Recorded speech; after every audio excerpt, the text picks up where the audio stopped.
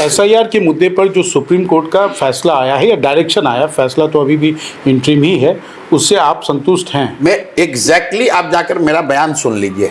आपको भी जब मैंने बात कही थी कि एसआईआर करने का अधिकार इलेक्शन कमीशन को है, लेकिन एसआईआर ट्रांसपेरेंट होना चाहिए, सबकी भागीदारी होनी चाहिए, और जिनका नाम जोड़ा या काटा जा रहा है उनको अपील का, उनको अपनी बात रखने का पूरा अधिकार होना चाहिए। सुप्रीम कोर्ट ने यही डायरेक्शन दिया है।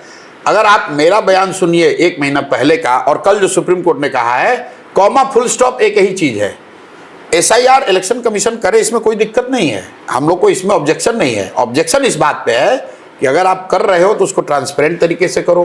क्यों कर रहे हो ये बताओ, कैसे कर रहे हो ये दिखाओ, और जो आप कर रहे हैं उसका जो परिणाम है, लॉ ऑफ द लैंड ये कहता है कि हर व्यक्ति को, अगर आपने कुछ गलती भी किया है तो आपको अपनी बात कहने का अधिकार होना चाहिए। अगर आप किसी का नाम काट रहे हैं तो उस व्यक्ति के पास अपील का अधिकार होना चाहिए और उसके पास समय होना चाहिए।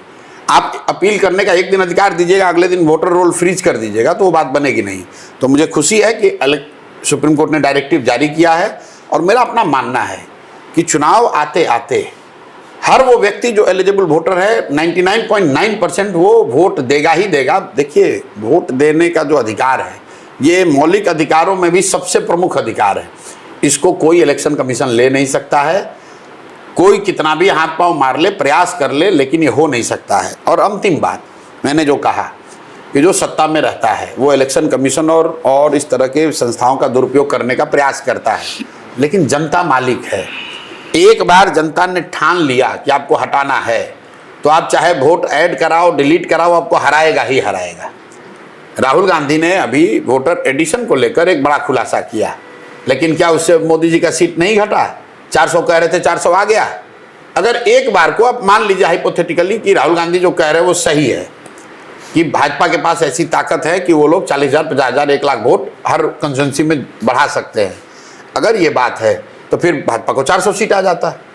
मेरे भाई, अगर जनता ने तय कर लिया तो कुछ भी करोगे जनता हरा ही देगी।